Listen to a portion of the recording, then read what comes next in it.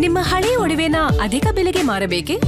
ಅಟಿಕಾಗೆ ಕಾಲ್ ಮಾಡಿ 8880 Attica gold company.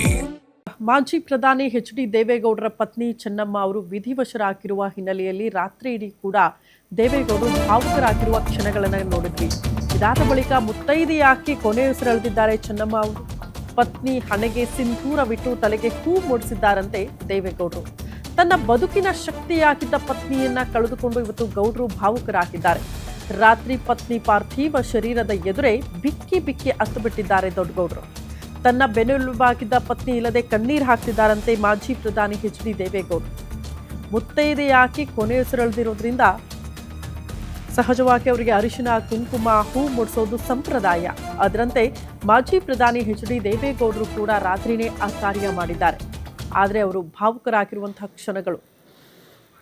ಯಾಕಂದರೆ ರಾಜಕೀಯವಾಗಿ ವೈಯಕ್ತಿಕವಾಗಿ ಜೊತೆಗಿದ್ದವರು, ಪ್ರತಿ ಹೆಜ್ಜೆಯಲ್ಲಿ ಹೆಜ್ಜೆ ಹಾಕಿದವರು ಇವತ್ತು ಆ ಶಕ್ತಿ ಜೊತೆಗಿಲ್ಲ ಅನ್ನುವಂಥ ನೋವು ಮಾಜಿ ಪ್ರಧಾನಿ ಎಚ್.ಡಿ. ದೇವೇಗೌಡರನ್ನ ಕಾಡ್ತಾ ಇದೆ.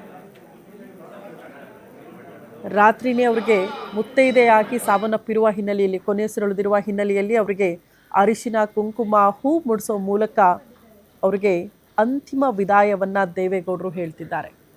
ರಾತ್ರಿ ಇಡೀ ಕೂಡ ಪತ್ನಿಯ ಮುಖದ ಎದುರು ಕೂತ್ಕೊಂಡು ಅವರ ಮುಖವನ್ನು ನೋಡ್ತಾ ಭಾವುಕರಾಗಿರುವಂಥ ಕ್ಷಣಗಳು ಮಾಜಿ ಪ್ರಧಾನಿ ಎಚ್.ಡಿ. ದೇವೇಗೌಡರು.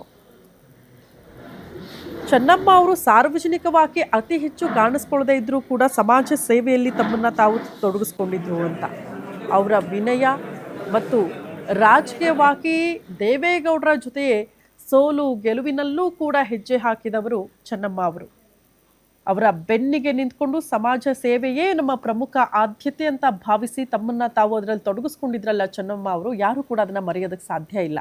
ಹಾಗಾಗಿ ಮುಖ್ಯಮಂತ್ರಿ ಡಿ.ಕೆ. ಶಿವಕುಮಾರ್ ಅವರು ಹೇಳ್ತಿದ್ರು, ಚೆನ್ನಮ್ಮ ಅವರು ತುಂಬು ಕುಟುಂಬವನ್ನು ಸಾಕಿ ಸಲುಹಿದ ಮಹಾನ್ ತಾಯಿ. ಅದರ ಜೊತೆಗೆ ಮಾತೃ ಸ್ವರೂಪಿ ಚೆನ್ನಮ್ಮ ಅವರ ನಿಧನ ಇದೆಯಲ್ಲ, ಅದು ಭರಿಸೋದಕ್ಕೆ ಆಗದೇ ಇರುವಂಥ ನೋವು ಅಂತ. ಆದರೂ ಕೂಡ ಈ ದುಃಖವನ್ನು ಭರಿಸೋ ಶಕ್ತಿ ದೇವೇಗೌಡರಿಗೆ ಸಿಗಲಿ ಅಂತ ಭಗವಂತನಲ್ಲಿ ಪ್ರಾರ್ಥನೆ ಮಾಡ್ತೀನಿ ಅಂತ ಒಂದು ಮಾತು ಹೇಳಿದ್ರು. ಬರೀ ತಮ್ಮ ಇಡೀ ಕುಟುಂಬವನ್ನು ಸಾಕಿ ಸಲಹೋದರ ಜೊತೆಗೆ ರಾಜಕೀಯವಾಗಿ ಸಾರ್ವಜನಿಕವಾಗಿ ಇಡೀ ಕುಟುಂಬ ತಮ್ಮನ್ನು ತಾವು ತೊಡಗಿಸ್ಕೊಂಡಾಗ ಅವರು ಕೂಡ ಸಮಾಜ ಸೇವೆಗೆ ಮನಸ್ಸು ಮಾಡಿದವರು. ಯಾರೇ ಮನೆಗೆ ಬಂದರೂ ಕೂಡ ಹಸಿದ ಹೊಟ್ಟೆಯಲ್ಲಿ ಮನೆಯಿಂದ ಆಚೆ ಹೋಗಬಾರ್ದು ಅನ್ನೋ ಕಾರಣಕ್ಕೆ ಚೆನ್ನಮ್ಮ ಅವರು ಪ್ರತಿದಿನ ಕೂಡ ಯಾರೇ ಬಂದರೂ ಕೂಡ ಊಟ ಮಾಡ್ಕೊಂಡು ಹೋಗಿ ಅಂತ ಮೊದಲು ಹೇಳ್ತಾ ಇದ್ರಂತೆ.